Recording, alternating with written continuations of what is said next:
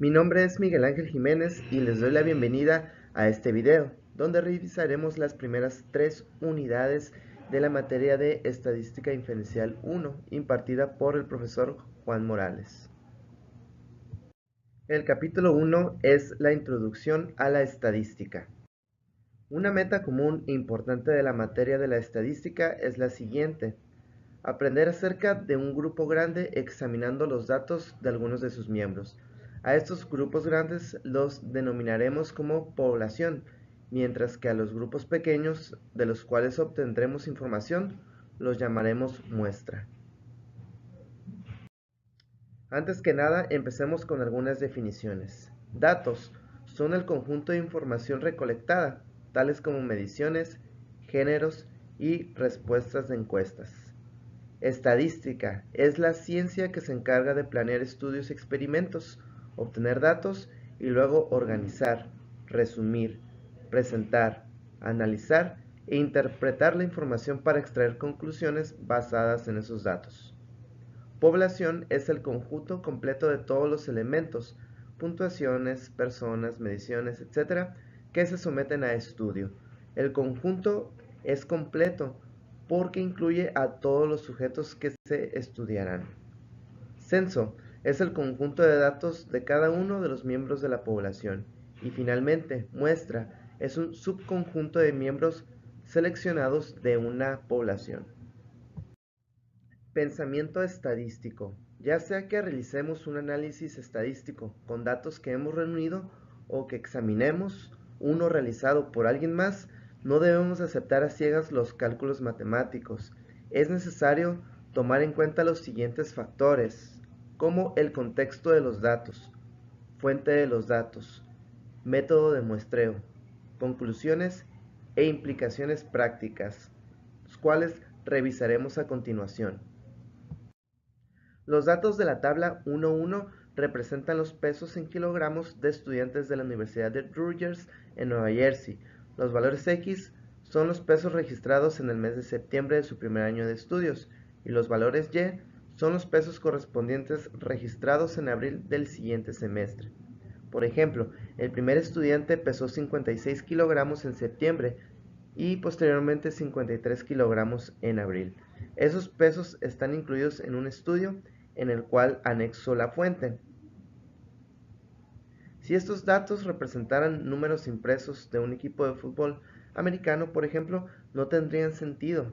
En cambio, y como es la ocasión, si presentan pesos en kilogramos de una muestra de estudiantes, podríamos trabajar con ellos, ya que tendría un sentido práctico. Hay que hacernos las siguientes preguntas. ¿Qué pasaría si no sabemos lo que representan estos datos? ¿Tendría sentido para nosotros? Y segunda, ¿qué tal si estos datos representaran números impresos en las camisetas de un equipo de fútbol? Ya vimos lo importante que es conocer el contexto de los datos. Ahora nos enfocaremos en la fuente de ellos. Esta fuente nos dice que esta investigación fue realizada por investigadores respetables del Departamento de Ciencias de la Nutrición de la Universidad de Rutgers. Esos investigadores no tienen razones para distorsionar o presentar los resultados, con la finalidad de apoyar alguna postura de beneficio personal, político o comercial. Es decir, que no ganan ni pierden si se alteran estos resultados. Por lo tanto, podemos confiar en la información que nos presentan. Ojo, pero no siempre puede ser así, ya que en muchas ocasiones algunos estudios omiten datos importantes, como el tipo de muestreo, que revisaremos más adelante. También podemos ver que en algunas ocasiones las conclusiones de un estudio son favorables para ideas políticas o comerciales, lo cual sucede muy a menudo. El método de muestreo es sumamente importante para determinar la validez de los datos presentados en un estudio. Sigamos con el ejemplo del peso corporal de estudiantes universitarios. El método de muestreo utilizado aquí es de respuesta voluntaria, lo cual quiere decir que se hizo la invitación a participar en el estudio y solo se obtuvieron datos de aquellos que quisieron participar. Tal vez participaron porque se sentían bien con su peso o porque tienen interés en el tema. Este tipo de muestreo generalmente está plagado de sesgo informativo, ya que lo recomendable sería haber elegido un muestreo aleatorio el cual brinda información más representativa de una población en específico. Aún así, los investigadores admiten que utilizaron el muestreo de respuesta voluntario y advierten que estos datos pueden estar plagados de sesgo. Al obtener conclusiones a partir de un análisis estadístico, es necesario hacer afirmaciones que sean claras para las personas que no tienen conocimiento estadístico. Se debe de evitar de manera cuidadosa realizar afirmaciones que no estén justificadas por el estudio estadístico. La conclusión, tomando en cuenta el ejemplo de la tabla número 1.1, es que los estudiantes aumentan de peso durante el primer año de estudios universitarios. Sin embargo, también es importante comentar que en el pequeño grupo no aleatorio estudiado, el incremento de peso fue menor que 15 libras y que esta cantidad no es universal. La significancia estadística de un estudio difiere de su significancia práctica. Es posible que con base en los datos muestrales disponibles se utilicen métodos estadísticos para llegar a la conclusión de que algún tratamiento o hallazgo es eficaz, aunque la lógica sugiera que no hay diferencia suficiente debida al tratamiento para justificar que su uso sea práctico. En este ejemplo, una implicación práctica sería que los estudiantes que inician el primer año de la universidad deben reconocer que las rutinas de alimentación y ejercicio influyen radicalmente en la salud. Finalmente, presentamos un resumen para evaluar críticamente un estudio estadístico. Lo primero es identificar el objetivo del estudio, la población, y considerar el tipo del mismo. Segundo, se debe de considerar la fuente, especialmente para advertir la posibilidad de un sesgo. Número 3 es analizar el procedimiento de muestreo. Ya vimos que existe el muestreo aleatorio y el muestreo de respuesta voluntaria. Número 4. Buscar problemas en la definición o medición de las variables de interés. Número 5. Tener cuidado con variables confusas que pudieran invalidar las conclusiones. Número 6. Considerar el contexto y la redacción de cualquier encuesta. Número 7. Verificar que las gráficas representen los datos de forma adecuada y que las conclusiones estén bien justificadas. Finalmente, número 8. Considerar si las conclusiones que logran el estudio tienen sentido y si poseen un significado práctico. Vamos a introducir dos conceptos importantes que se utilizan para distinguir entre los casos en que tenemos datos de una población completa y los casos donde solo tenemos datos de una muestra. Tipos de datos. Primero, parámetro. Es una medición numérica que describe algunas características de una población. Por ejemplo, en el Barcelona hay exactamente 30 jugadores, de los cuales 75% son de perfil derecho, mientras que el 25% de perfil izquierdo. Esto representa una población, es decir, un grupo total de un grupo específico. Estadístico es una medición numérica que describe algunas características, pero de una muestra, no de la población completa. El ejemplo, según una encuesta recién publicada, la siguiente elección presidencial en México del 2018 sugiere que el 53% votará por el candidato A. Aquí estamos hablando de que es una encuesta y no es la totalidad de los mexicanos que pueden votar. Los datos cuantitativos o numéricos consisten en números que representan conteos o mediciones. En cambio, los datos categóricos o cualitativos consisten en nombres o etiquetas que no son números y que, por lo tanto, no representan conteos ni mediciones. Por ejemplo, un dato cuantitativo sería el peso en kilogramos de un grupo de estudiantes o la cantidad de calorías consumidas por personas de 20 a 23 años. Un dato categórico, al contrario, sería la afiliación política, un color favorito o el número impreso en la playera de un jugador. A su vez, los datos cuantitativos se subclasifican en discretos y continuos. Los discretos resultan cuando el número de valores posibles es un número finito o un número que puede contarse. Los datos continuos resultan de un número infinito de posibles valores, que corresponden a alguna escala continua que cubre un rango de valores.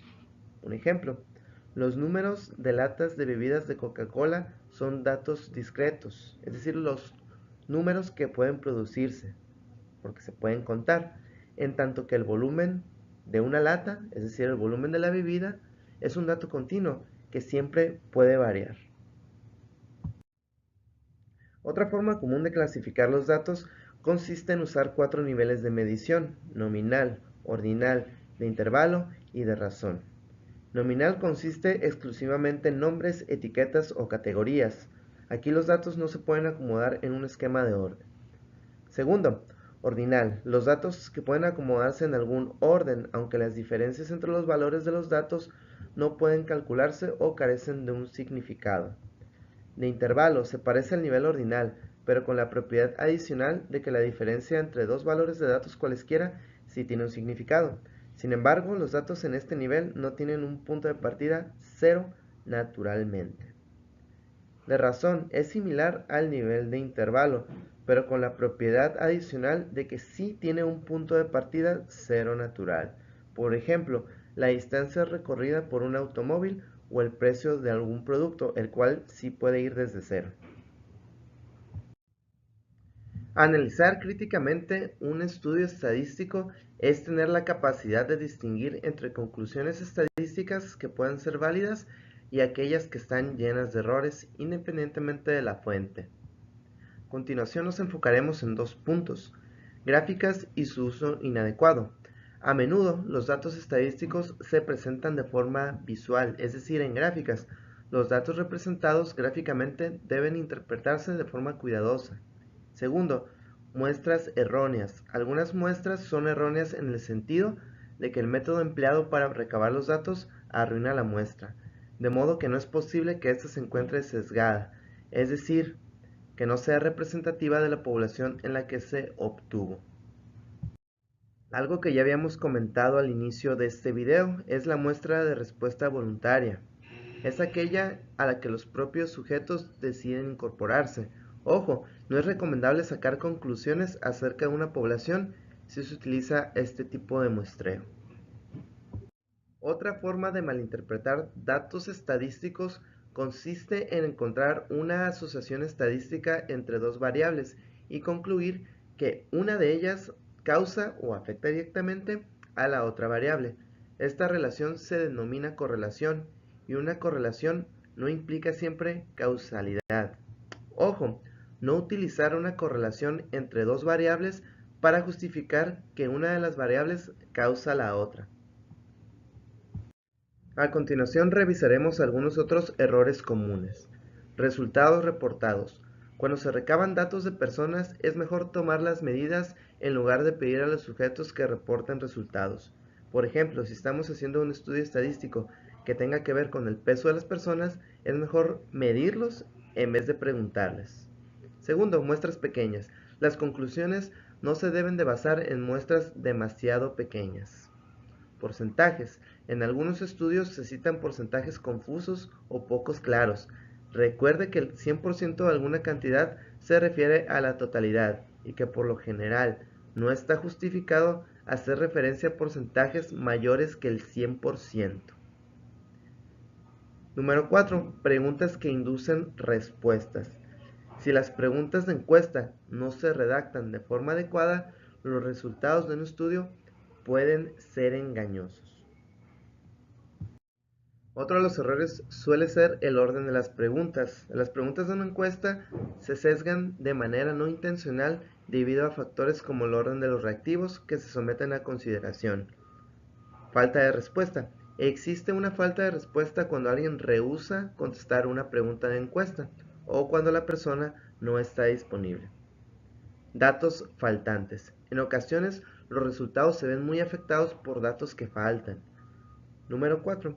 Estudios para el propio beneficio. En ocasiones los estudios reciben el patrocinio de grupos de interés específico que se van a ver beneficiados por el mismo estudio realizado.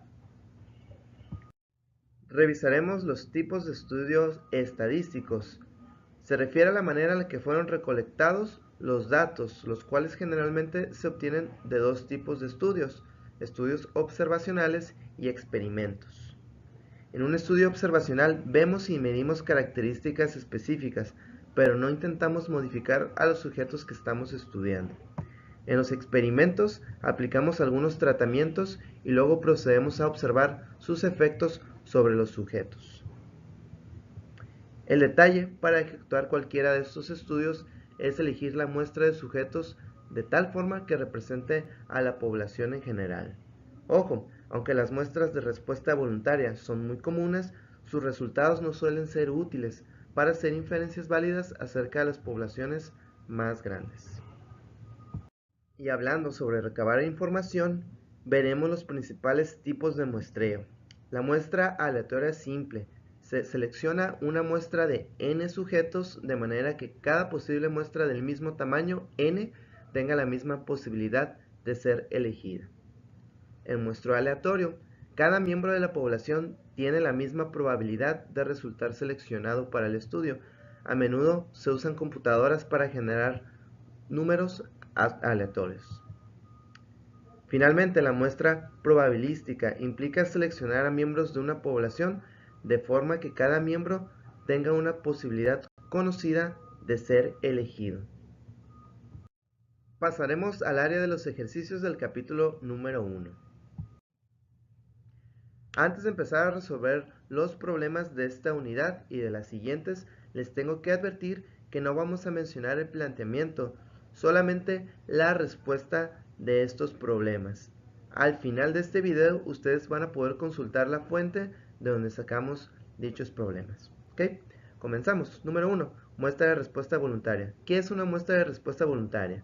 Es una prueba, como ya lo vimos, donde los mismos sujetos deciden participar. Número 3. Significancia estadística y significancia práctica. ¿Qué diferencia existe entre la significancia estadística y la significancia práctica? Bueno, la significancia estadística de un estudio difiere de su significancia práctica. Tal vez un determinado estudio tenga significado solo en lo estadístico, ya que nos muestra con números la afirmación de una hipótesis. Sin embargo, si analizamos dicho resultado y comparamos con la practicidad o la realidad, puede que no tenga sentido en sí.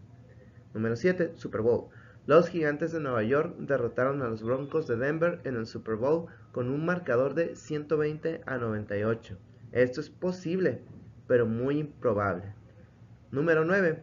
Mientras conducía por la ciudad, Mario Andretti se encontró con 3 semáforos consecutivos y todos estaban en verde. Es posible y es probable.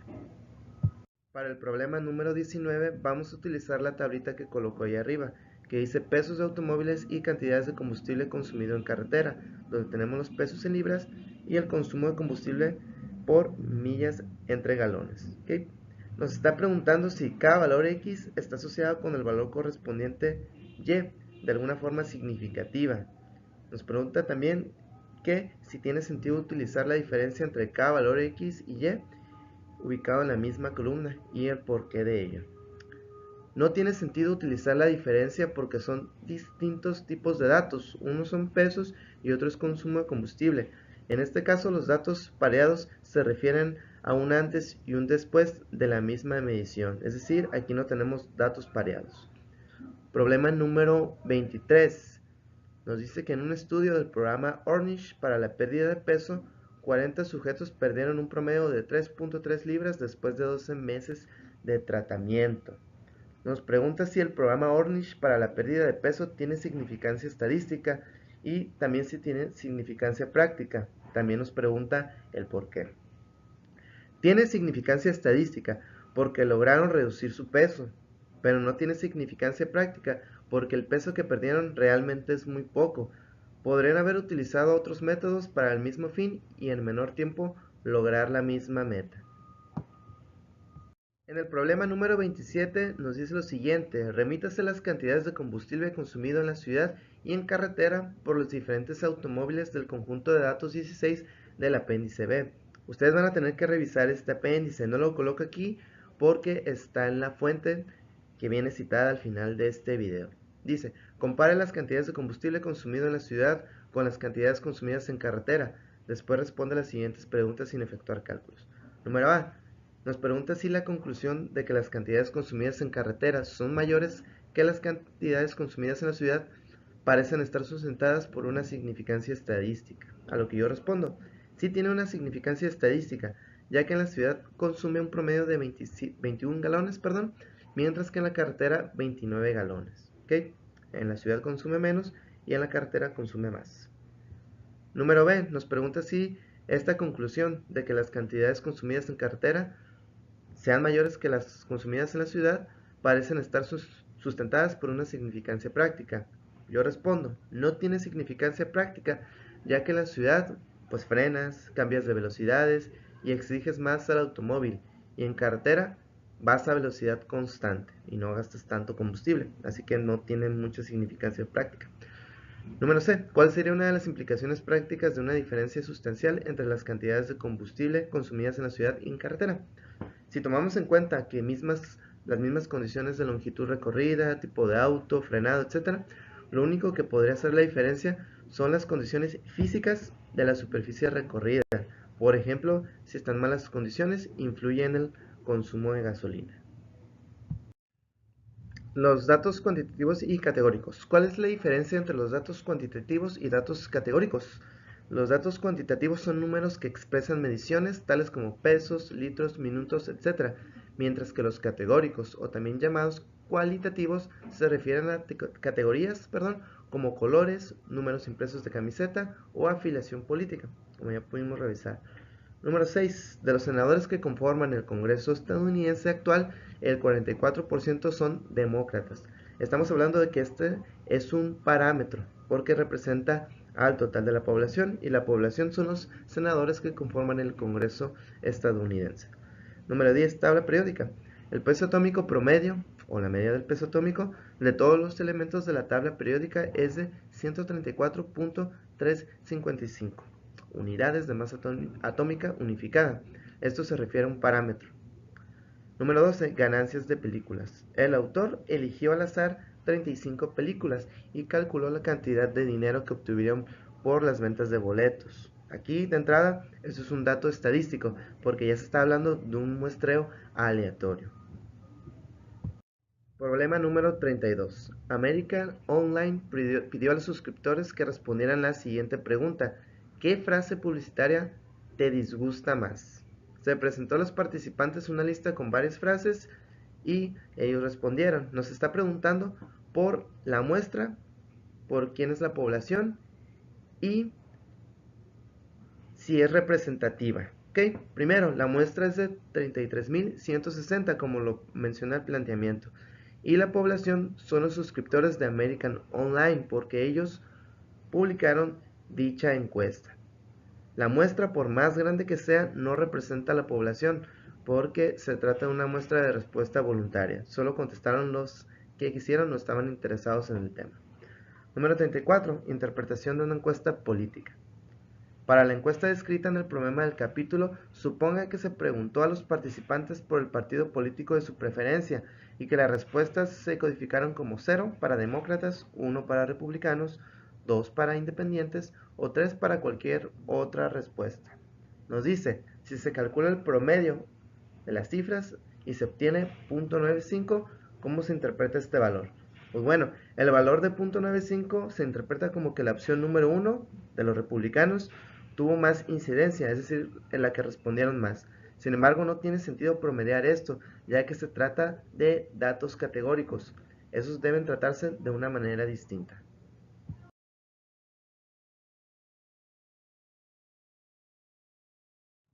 El problema número 9 nos dice lo siguiente: cuando Harris Interactive encuestó a 1.003 adultos, el 91% dijo que se lavaba las manos después de utilizar un baño público.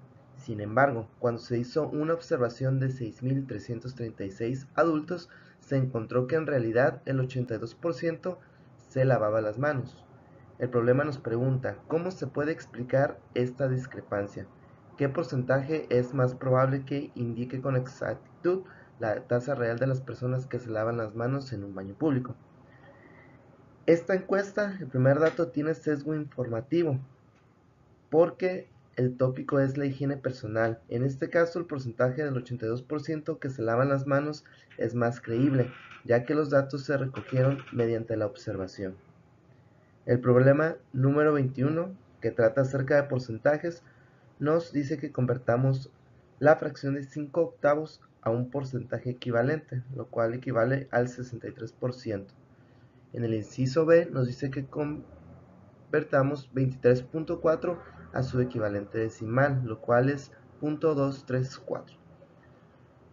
El inciso C nos dice cuál es el 37% de 500. El 37% de 500 es 185. El inciso D convierta 0.127 a un porcentaje equivalente. Esto equivale a 12.7%. El problema número 23 nos dice lo siguiente. El inciso A.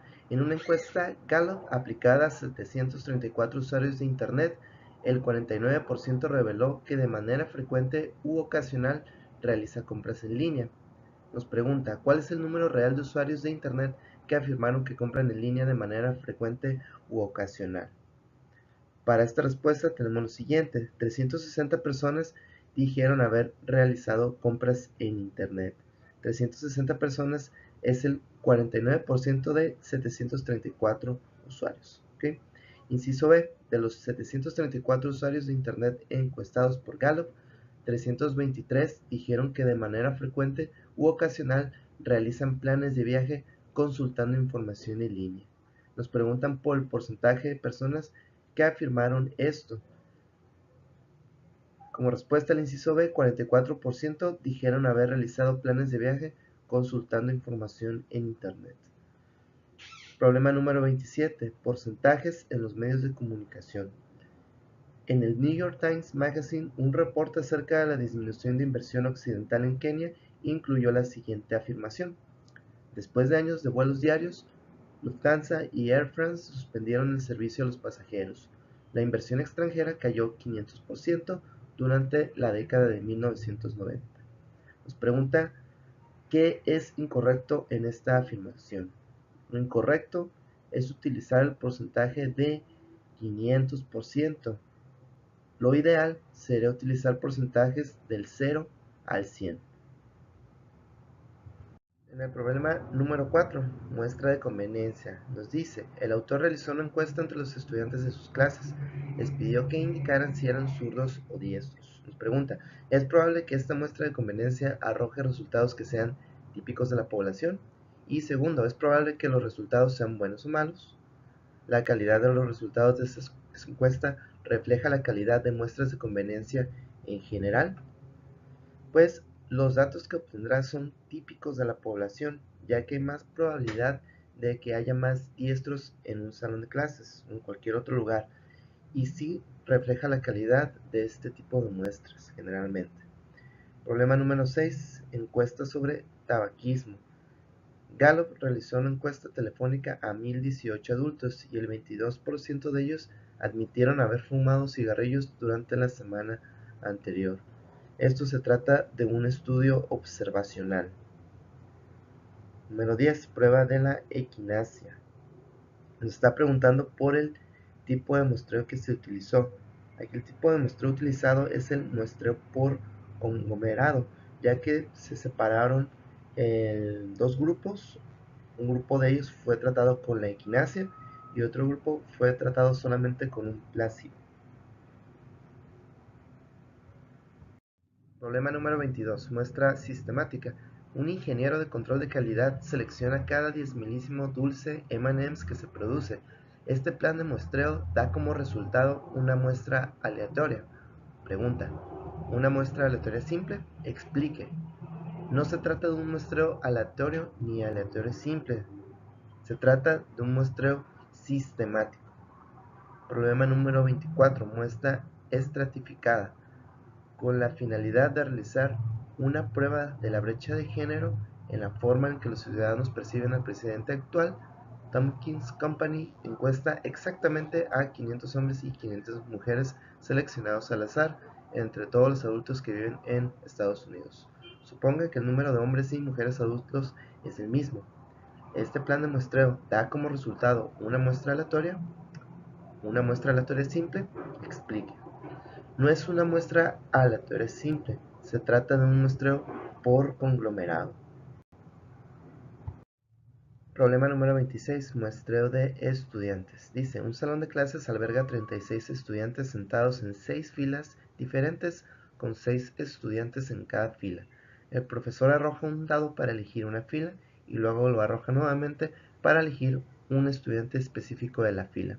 El proceso se repite hasta completar una muestra de 6 estudiantes. Nos preguntan, ¿este plan de muestreo da como resultado una muestra aleatoria o una muestra aleatoria simple? Se trata de una muestra aleatoria porque cada miembro individual tiene la misma posibilidad de ser elegido. Problema número 32, diseño de muestreo. Usted es el encargado de realizar una encuesta laboral a los estudiantes graduados de su universidad. Describa los procedimientos para obtener una muestra de cada tipo. Para obtener una muestra aleatoria se ejecutaría eligiendo al azar y donde cada uno de los graduados tuviera la misma probabilidad de ser elegido. Una muestra aleatoria simple sería eligiendo al azar un determinado número n, que sería nuestra muestra, de los graduados, y que en ese mismo grupo tuviera la misma probabilidad de ser elegido si tomamos otra muestra de esa población. Una muestra sistemática sería aplicar la encuesta a cada 5 graduados. Por ejemplo, una muestra de conveniencia sería encuestar solo a aquellos que tienen trabajo, porque ahí no tendríamos información de aquellos que están desempleados. Una muestra estratificada sería dividir al grupo de graduados por su sexo o bien por su edad. Por conglomerado sería eligiendo por carrera o bien por condición laboral, si tiene o si no tiene. Pasamos al capítulo número 2, que es resumen y gráficas de datos. Introducción. En variadas ocasiones las muestras son tan grandes que resulta complicado organizar y representar los datos. Comúnmente vemos que dichos datos se resumen en tablas o gráficas. ¿Okay? Vamos a mencionar también algunas características de los datos. Por ejemplo, los datos tienen centro, tienen variación, tienen su distribución, hay valores atípicos y empezaremos definiendo dichos conceptos para aclarar el contenido que veremos más adelante. El centro se define como el valor promedio o representativo que indica la localización de la mitad del conjunto de datos. Comúnmente lo utilizamos para promediar, por ejemplo, nuestras calificaciones de alguna materia. Variación es la medida de la cantidad en que los valores varían entre sí, es decir, qué tan alejados está un valor de la muestra respecto a otro del mismo conjunto. La distribución, forma o naturaleza de la distribución de los datos sobre el rango de los valores. Este punto lo trataremos a detalle en el tema de distribución de frecuencias. Valores atípicos son valores muestrales que están muy alejados de la vasta mayoría de los demás valores de la muestra, es decir, son valores que a simple vista resaltan por inusuales. Tiempo es la característica cambiante de los datos a través del tiempo. Por ejemplo, la tasa de inflación en los países de Sudamérica en los últimos 10 años sería una característica cambiante. Como se comentó en la parte introductoria, cuando trabajamos con grandes conjuntos de datos, es útil organizarlos y resumirlos con una tabla de distribución de frecuencias, la cual se define formalmente como la forma en cómo un conjunto de datos se divide en varias categorías, al listar todas las categorías con el número de valores que hay en ella. También tenemos el concepto de frecuencia, que es el número de valores originales que caen en esa clase. ¿Okay? Veamos el siguiente ejemplo. En la parte de arriba tenemos un conjunto de datos muestrales que representan los pulsos por minuto de varias mujeres. Para resumir y organizar esa muestra se utiliza la distribución de frecuencias, que ya pudimos revisar, es la forma en cómo se organizan los datos. Es decir, en el primer renglón hay 12 mujeres que representan entre el 60 y 69 pulsos por minuto. En el segundo vemos que 14 mujeres tienen de 70 a 79 el pulso por minuto y así sucesivamente. A lo anterior se le denomina como frecuencia de una clase. A continuación definiremos algunos conceptos que nos serán útiles cuando querramos establecer una distribución de frecuencias. Límite inferior de clase. Se trata de la cifra más pequeña que pertenece a cada una de la distribución de frecuencias. A cada clase, de la distribución de frecuencias. Límites superiores de clase.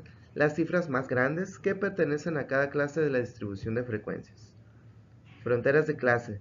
Son las cifras que se utilizan para separar las clases, pero que no forman parte de la misma. Marcas de clase. Son puntos medios de cada clase, se calculan sumando límite inferior con límite superior de clase y dividiendo ese resultado entre 2. Finalmente, la anchura de clase es la diferencia entre dos límites inferiores de clase consecutivos en una distribución de frecuencias. En el siguiente ejemplo veremos más a detalle los conceptos anteriormente descritos. Límite inferior es el valor más pequeño que puede tomar un dato dentro del rango o clase. Límite superior es el valor que puede tomar un dato dentro del rango clase, pero es el valor más alto. La frontera de clase, en cambio, es una cifra que se utiliza para dividir las clases, pero que no forma parte de la misma clase. La anchura de clase es la diferencia entre dos límites inferiores consecutivos. Finalmente, la marca de clase se refiere a los puntos medios de cada clase. En este caso, 90 más 99 entre 2 da como resultado 94.5. Este valor sería la marca de clase. Recapitulando, las veces que los datos caen dentro de la clase es denominada como frecuencia. Esta a su vez puede transformarse en lo que denominaremos como frecuencia relativa o bien en la frecuencia de porcentaje, que nos va a indicar qué tanto por ciento de esos valores en determinada clase representa del total, es decir, n. Se calcula dividiendo lo que es la frecuencia de clase entre la suma de todas las frecuencias. Y la frecuencia porcentual es lo mismo, pero nada más multiplicando por 100 al final. Aquí tenemos un ejemplo. Otro tipo de frecuencia es la acumulada. Como su nombre lo dice, es el valor de las frecuencias que se van acumulando. Se define como la suma de las frecuencias para esa clase y las anteriores a ella. Para entenderlo un poco más, veamos el siguiente ejemplo. En la tabla de la izquierda tenemos en la primera clase una frecuencia de 12.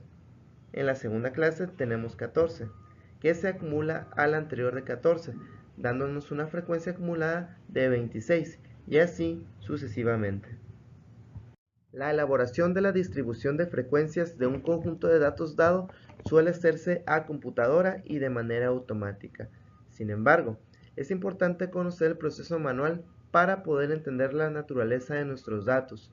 A continuación, desglosaremos paso a paso la elaboración manual de una distribución de frecuencias.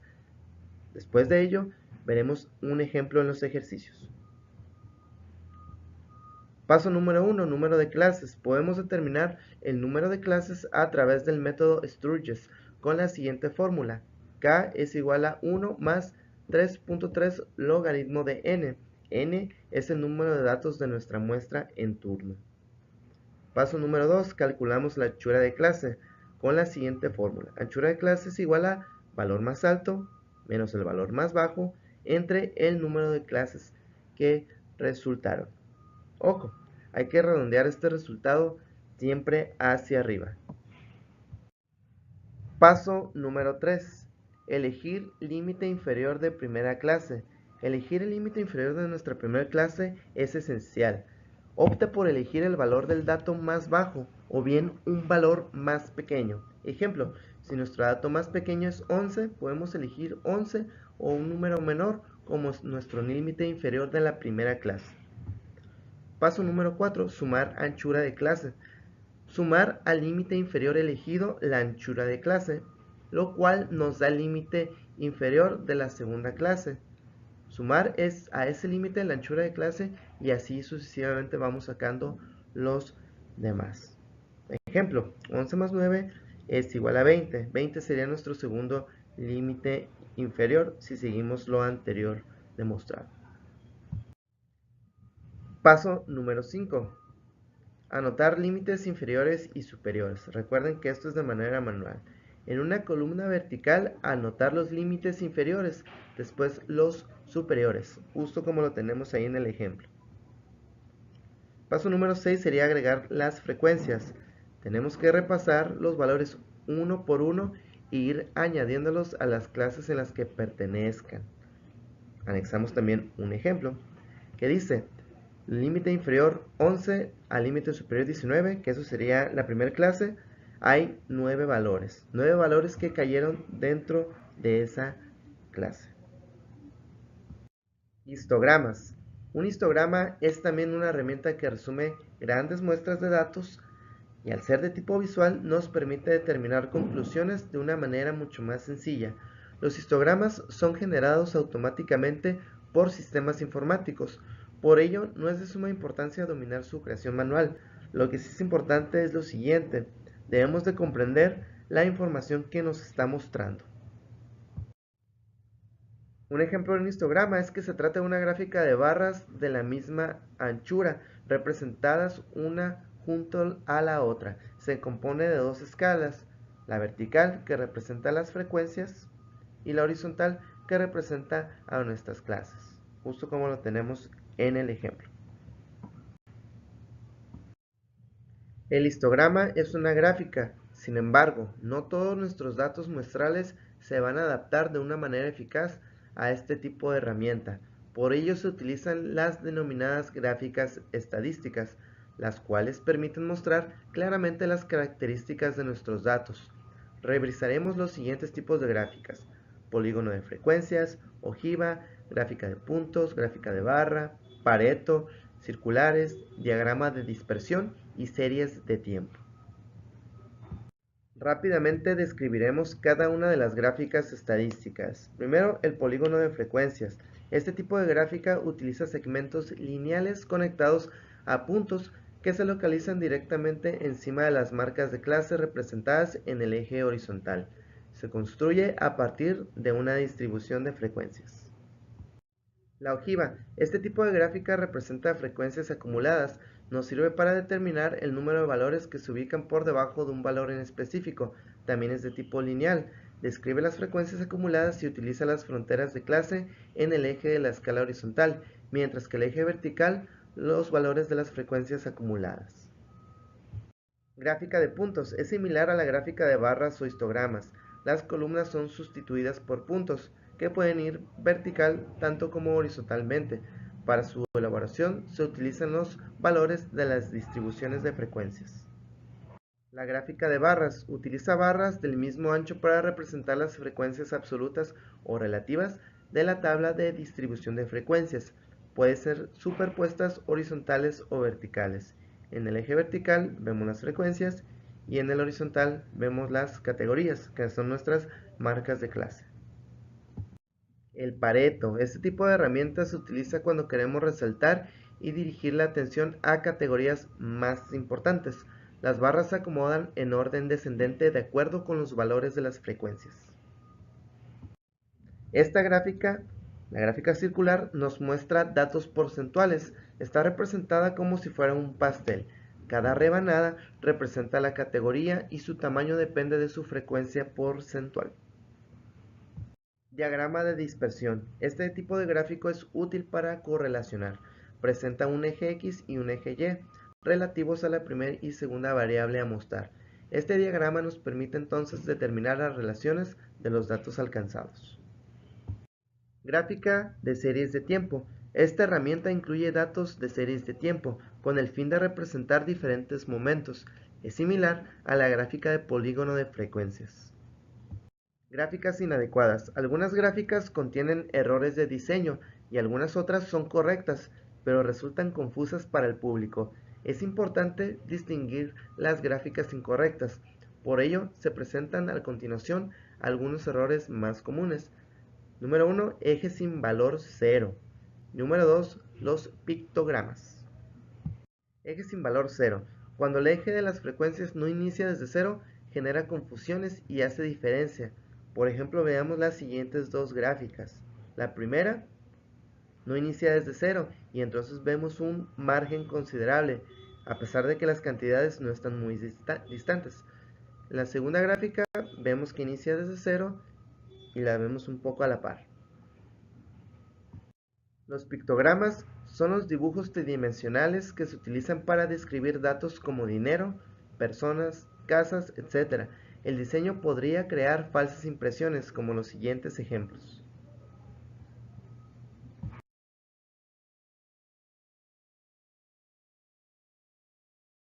Y bien, comenzamos con los problemas de gráficas estadísticas. Número 1. Polígono de frecuencias y gráfica de puntos. Nos pregunta cuáles son las principales ventajas de la gráfica de puntos sobre el polígono de frecuencias. La principal ventaja es que permite recrear la lista original de datos por si queremos revisarlos individualmente. Problema número 3. Polígono de frecuencias relativas. En la figura 2.6, la cual anexamos, se presentan polígonos de frecuencias relativas para los pulsos de hombres y mujeres. Cuando se comparan dos conjuntos de datos como estos, ¿por qué generalmente es mejor utilizar polígonos de frecuencias relativas en lugar de polígonos de frecuencias? Bueno, la respuesta es porque es útil cuando comparamos dos conjuntos de datos. Los porcentajes nos ayudan en eso, lo hacen más sencillo.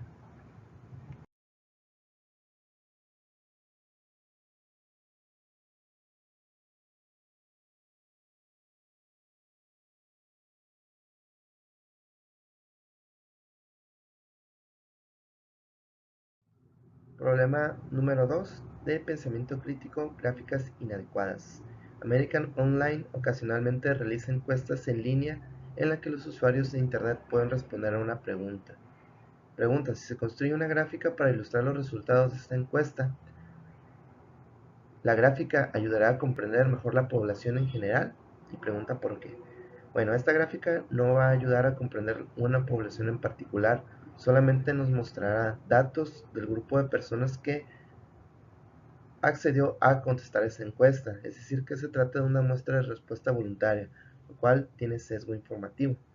Problema número 4. Superficies de países. Dice: para construir una gráfica que compare el territorio de los 5 países más extensos, usted decide describir las 5 áreas con cuadrados de diferentes tamaños.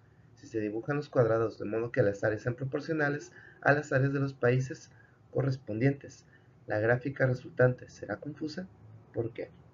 Bueno, aunque el tamaño del cuadro a presentar resulte proporcional al tamaño real de este territorio, resultará confuso para el público, porque ese tipo de gráficas es inadecuada. Problema número 10. Adopciones de niños chinos. La siguiente gráfica de barras indica la cantidad de adopciones de niños chinos por parte de estadounidenses en los años 2000 y 2005. ¿Qué es incorrecto en esta gráfica? Dibuja una gráfica que describa los datos de forma imparcial y objetiva. Bueno, esto último lo omitiremos, pero el problema con esta gráfica es que la escala del eje vertical, es decir, la del eje Y, no está correctamente distribuida. Si notamos, inicia desde 4000 en vez de desde 0, y realmente la diferencia entre estas dos columnas no es mucha. Eso puede generar confusión. Pasamos a nuestro capítulo número 3, estadísticos para describir, explicar y comparar datos. Medidas de tendencia central. Una medida de tendencia central es un valor que se encuentra en el centro o a la mitad de un conjunto de datos. Presentamos las siguientes medidas de tendencia central. La media es la medida numérica más importante que se utiliza para describir datos. Comúnmente se le conoce como promedio, pero nosotros la llamaremos como media. La mediana es una medida central que no varía mucho debido a la presencia de unos cuantos valores extremos. La moda de un conjunto de datos es el valor que se presenta con mayor frecuencia. La mitad de rango es la medida de tendencia central que constituye el valor que se encuentra a la mitad entre la puntuación más alta y la más baja en el conjunto original de datos. Se calcula sumando el valor máximo con el valor mínimo y luego dividiendo la suma entre 2. Atención a las fórmulas que colocamos aquí. En ocasiones nos pedirán calcular la media de una distribución de frecuencias. Como no conocemos los valores exactos, se opta primero por multiplicar cada frecuencia y marca de clase, luego sumar los productos y dividir entre la suma de las frecuencias, tal como lo vemos en el ejemplo. Discutiremos el término sesgo. Una distribución de datos está sesgada si no es simétrica y se extiende más hacia un lado que hacia el otro. Una distribución de datos es simétrica si la mitad izquierda de su histograma es aproximadamente una imagen especular de su mitad derecha. Los datos sesgados a la izquierda, o llamados sesgos negativos, dan como resultado una curva con una cola izquierda más larga, y la media y la mediana se encuentran a la izquierda de la moda. Los datos sesgados hacia la derecha, esto se conoce también como sesgo positivo, dan como resultados una cola derecha más larga, en tanto que la media y la mediana se encuentran a la derecha de la moda. Discutiremos el rango y la desviación estándar. El rango solo utiliza el valor máximo y el valor mínimo, y es muy susceptible a valores extremos, y no es tan útil como otras medidas de variación que utilizan todos los valores de los datos, como la desviación estándar, que veremos a continuación. Si hablamos de medidas de variación, la desviación estándar, como dijimos, es la que más se recomienda y es la que más se utiliza de hecho. La primera fórmula es para conocer la desviación estándar de una muestra. Recordemos que la muestra es un subconjunto de elementos que representa una población. La segunda fórmula corresponde a la desviación estándar de una población. Recordemos que la población es el conjunto total de elementos que estamos estudiando. Algunas consideraciones de la desviación estándar que nos pueden ayudar. Primero, la desviación estándar es una medida de variación de todos los valores con respecto a la media. El valor de la desviación estándar, S, generalmente es positivo.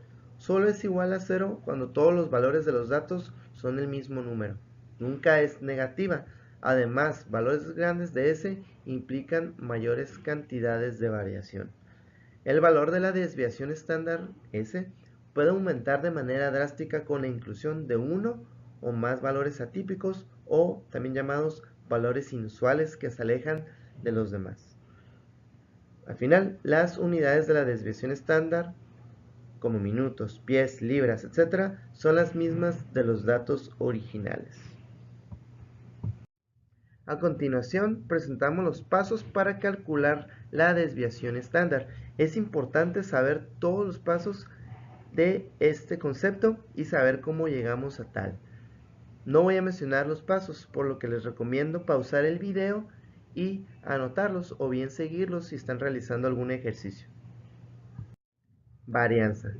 La varianza de un conjunto de valores es una medida de variación igual al cuadrado de la desviación estándar. La varianza muestral y poblacional deben de dar el mismo resultado, no deben de tender, debe de dar lo mismo si tomamos los elementos de la población entera y también si los tomamos aleatoriamente. Cuando queremos calcular la variación o dispersión de un conjunto de datos, es preferible utilizar la desviación estándar, ya que la varianza nos daría como resultado unidades al cuadrado. Pensemos, por ejemplo, que calculamos la varianza de un conjunto de datos que representan minutos. Calcular la varianza nos daría minutos al cuadrado, y eso podría no servirnos para nuestros propósitos. Existe un concepto que nos resulta muy útil para comprobar e interpretar el valor de una desviación estándar, la cual es la regla empírica, que dice lo siguiente. Número 1. Aproximadamente el 68% de todos los valores están dentro de una desviación estándar de la media. Número 2. Aproximadamente el 95% de todos los valores están dentro de dos desviaciones estándar de la media. Y número 3. Aproximadamente el 99.7% de todos los valores están dentro de tres desviaciones estándar de la media. Cuando queremos comparar la desviación estándar de dos conjuntos de datos distintos, podemos utilizar el denominado coeficiente de variación, que se define de la siguiente manera. El coeficiente de variación, o CB, de un conjunto de datos muestrales o poblaciones sin valores negativos, expresado como porcentaje, describe la desviación estándar en relación con la media. El coeficiente de variación se calcula con las siguientes fórmulas. Igual también recomiendo poner pausa si están realizando algún ejercicio y requieren de estas fórmulas.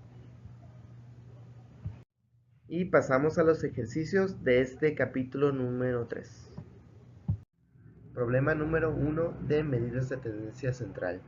Dice, ¿en qué sentido la media, mediana, moda y mitad del rango son medidas de tendencia central? En el sentido de que pueden determinar el centro de los datos de una muestra. Funcionan para resumir datos de una manera muy sencilla. El problema número 5 nos pide que determinemos mediante el promedio cuántas palabras están definidas en 1459 páginas de un diccionario. ¿Okay? Dice, es probable que se trate de una estimación precisa del número de palabras en el idioma inglés. Nos dan los datos y con esos datos nosotros ya calculamos lo que es la media, que es de 53.3. El número de páginas es de 1459. La estimación, sencillo, es hacer una multiplicación entre la media y el número de páginas y nos dice que tendríamos un total de 77.765 palabras definidas en este diccionario. Seguimos con los problemas de medidas de tendencia central. Dice, número 7, costos de choques de automóviles. Nos piden que calculemos la media, mediana, moda y mitad del rango de los datos mostrados. ¿Sí? La media es de 6.412.2, la mediana es de 6.374. Moda no existe un valor porque no se repite ninguno. Y la mitad del rango es 2.387. No hay alguna variación inusual entre los valores de tendencia central, si nos podemos dar cuenta. La media y la mediana relativamente están cerca.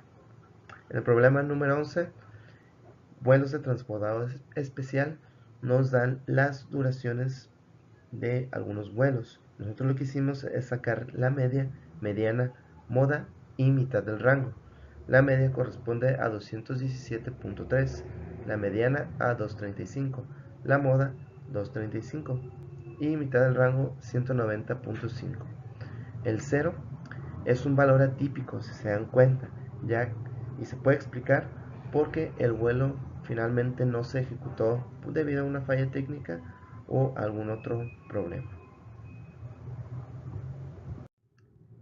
Problema número 27. Voltaje de una casa. Remítase al conjunto de datos 13 del apéndice B y compare las medias y las medianas de los tres conjuntos diferentes de niveles de voltaje medidos.